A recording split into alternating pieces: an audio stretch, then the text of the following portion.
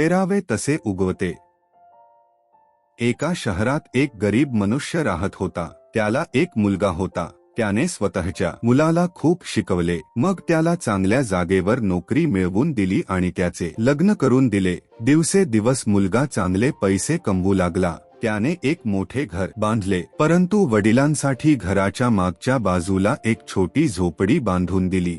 मुलगा आणि सून वडिलांशी नीट वागत नसत। ती दोघे त्यांच्या खाण्यापिण्याचे हाल करत असत, तरी देखील तो बिचारा काही तक्रार करत नसे।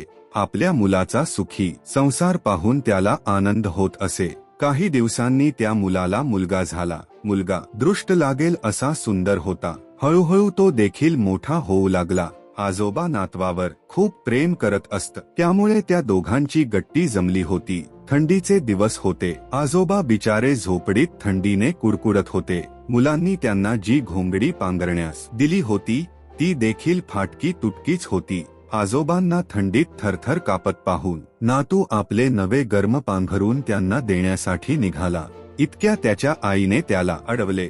मुलगा म्हणाला, आजोबांना खूप थंडी वाजत आहे, माझे पांघरून त्यांना देण्यासाठी जात आहे। आईने त्याच्यावर डोळे वटारले आणि चूप बसवण्यासाठी सांगितले।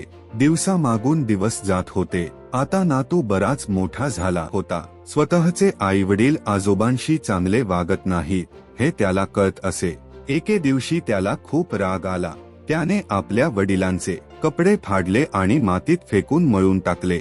नंतर त्याने एक घोंगडी घेतली व ती सुद्धा धुळीत मळून फाडून टाकली। मग ती घोंगडी आणि कपड्यांचे त्यांनी एक गाठोडे बांधण्यात आला सुरुवात केली। वडिलांनी ते पाहिले आणि त्याला म्हटले, अरे तू हे काय करतो आहेस, तुला काही अक्कल आहे का? मुलगा म्हणाला, बाबा हे गाठोडे मी तुमच्यासाठी तयार करून ठेवत आहे। आजोबा सारखे तुम्ही सुद्धा जेव्हा म्हातारे व्हाल तेव्हा मी ते तुम्हाला देईन। आजोबा सुद्धा असेच मळालेले कपडे वापरत आहेत, फाटकी घोंगडी पांघरत आहेत आणि घरामागच्या झोपडीत राहत आहेत। मुलाचे हे बोलणे ऐकून त्याच्या वडिलांना चिंता वाटू लागली। आता त्यांना समजले की आपला मुलगा घरात जे काही पाहतो आहे त्याचेच अनुकरण करत आहे। आम्ही आजोबांशी वाईट वागतो ते पाहूनच आपला मुलगा असा विचार करत आहे। खरोखरच आपण फार मोठी चूक केली। मग दोघेही आपल्या मुलाला घेऊन आजोबाकडे गेले। आजोबांच्या पाया पडले आणि त्यांची क्षमा मागितली। सुनबाई तर रडू लागली। मुलगा म्हणाला, बाबा आम्हाला क्षमा करा, तुम्ही काबाड कष्ट करून मला हे सुखाचे दिवस दाखवले, पण आम्ही मात्र तुमच्याशी वाईट वागलो। आमच्याकडून फार मोठी चूक झाली, आम्हाला क्षमा करा। आजोबा म्हणाले, तुम्ही देखील सुखी व्हा, झाले गेले विसरून जा, देव तुम्हाला सुखी ठेव। ह्या माझ्या आवडत्या नातवाला दुःख होईल असे काही करू नका, तो फारच गुणी मुलगा आहे। तर कशी वाटली तुम्हाला ही छानशी गोष्ट? कमेंट करून नक्की सांगा।